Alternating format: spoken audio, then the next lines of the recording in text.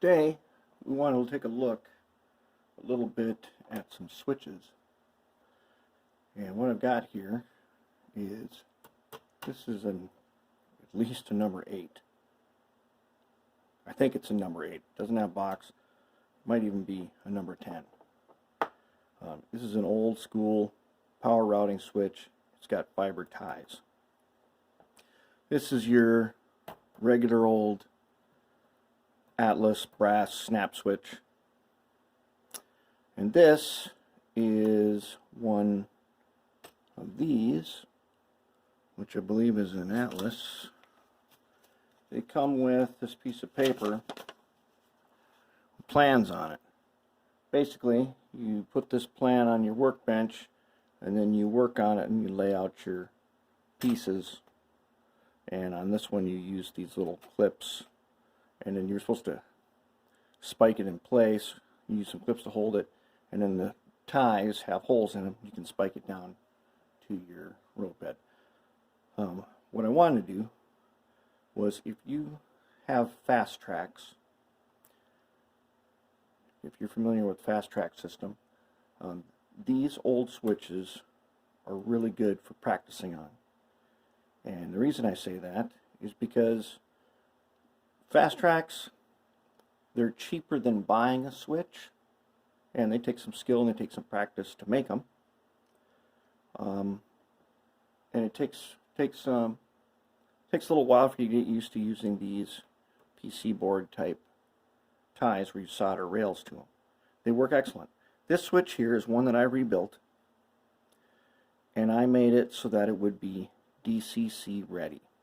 That means it does not route power.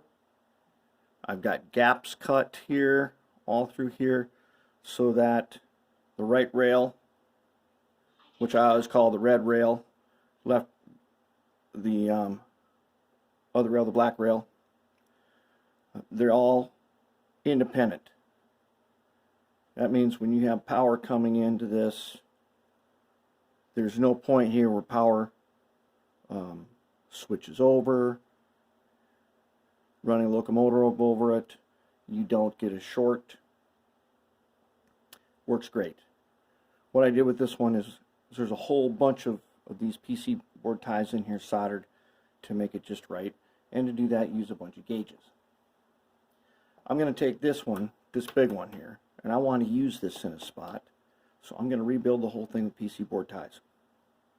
Then I'm going to use the leftover parts from the quick sticks, and I cut out a whole bunch of extra ties from the leftover plywood from some quick sticks that I can use with the Plyo-Bond that you find in fast tracks, and glue them in, kind of like I did here with this. I always save, I don't put ties under this right here where it switches the track. I don't put ties under that until after I get it installed, and then I fill in the ties that are missing. But gaining skill using fast tracks, this is a super cheap way to do that. These old switches are not DCC compatible at all, because as you can see here, they cause a short in DCC. In the old school DC power routing, when it was switched, one side of the rail was left dead. Didn't get any power, so it worked just fine for that. But in DCC, since all power is live all the time, there's a short right there. And this part of the rail here at the point needs to have a gap in it also, so that it doesn't short out, because these two rails right here are connected together and they're not supposed to be in DCC. When you see these at train shows, $1 to $2, I've gotten bundles of them before, and with a little skill you can solder on the PC boards onto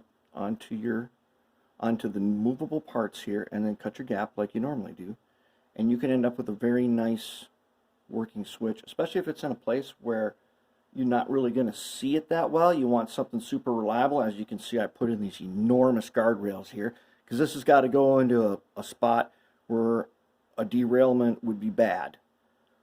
So I got to put extra long guardrails in there. And I don't care that it doesn't look prototype. I need this thing to be reliable at all times. And that's what that's for. That's what I'm going to do this big one here. And then we'll see how it turns out later.